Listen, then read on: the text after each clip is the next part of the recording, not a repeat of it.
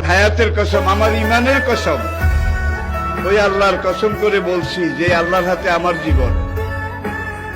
বর্তমান ফিলিস্তিনের যুদ্ধ শেষ হবে, ইমাম মাহাদি এসে যাবে। ইমাম মাহাদি আসার 9 বছর পরে, ইমাম মাহাদি আসার 9 বছর পরে ঈসা আলাইহিস সালাম আসবেন।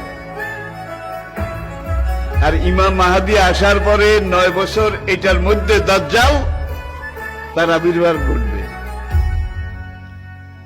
এমন সময় আমি আপনাদের সাথে কথা বলছি, হাদিসের ভাষ্য অনুযায়ী মনে করেন দাজ্জাল আপনার বাড়ির দরজায় এসে দাঁড়িয়েছে।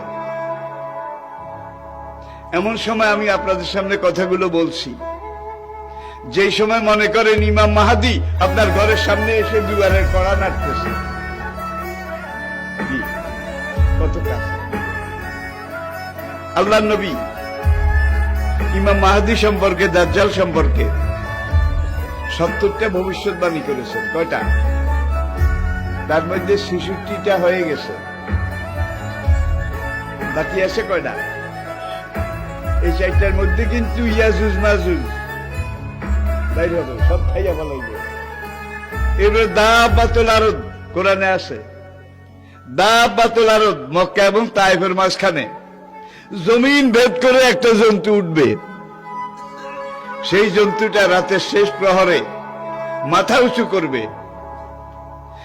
মাথা এত উঁচু করবে, কাবা থেকে দেখা যাবে, ইয়ামেন থেকে দেখা যাবে, বাইতুল মাকদাস থেকে তার কল্লা দেখা যাবে।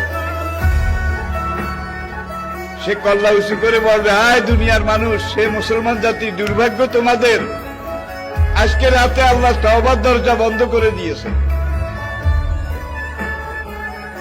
তওবার দরজা যদি বন্ধ করে দেয় আল্লাহ, তাহলে আপনি নিজেরা 100 বার জবাই করলে বোধহয় মাপ পাবেন। আর কোনো কিছু আছে রইছে? নাই।